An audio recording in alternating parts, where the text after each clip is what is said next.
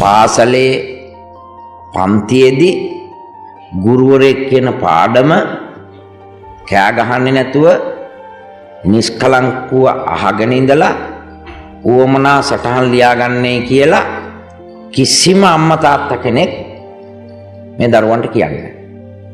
වගකීමක් හැටියට හිතුවොත් අපි පාසල් එන්නේ ඉගෙන ගන්නද මේ පැය පහෙම වල්පල් කතා කරන්නද කියන එක ගැන හිතලා මේ දරුවෝ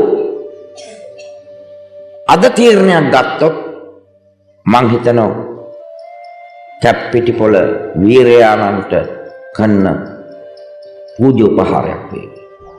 වගකීමක් කියන්නේ මොකද්ද කියලා අපි ඉස්සෙල්ලා තෝරගමු. දැන් ඔන්න අම්මා කෙනෙක් කියනවා දුවෙකුට දුවේ පොල් ඩිංගක් ගාලා දෙන්න. මේ හරි සරලයිනේ.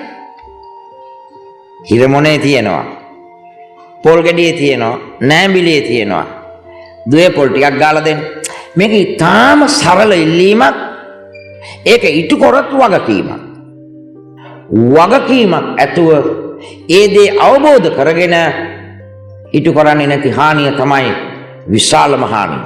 එතකොට මේ පන්තිය තමයි අනාගතේ රටේ වගකීම බාර ගන්න ඉන්න පන්තිය.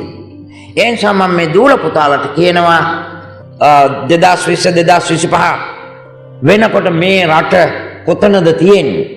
අපි එතෙන්ට ගිහිල්ලා නේද ආරක්ෂාව කරන්න ඕන. එතන ඉඳලා අපට එන්නේ නෑ නේද අපි ළඟට ඒක. රටට වැඩදායක අන්දමට මුණ දෙන්නේ ඒක පුජ්‍යලිකව අපට වැඩදායක අන්දමින් අපි මුණ දෙන්නේ කොහොමද කියලා සිතන එක ඉතා වැදගත්.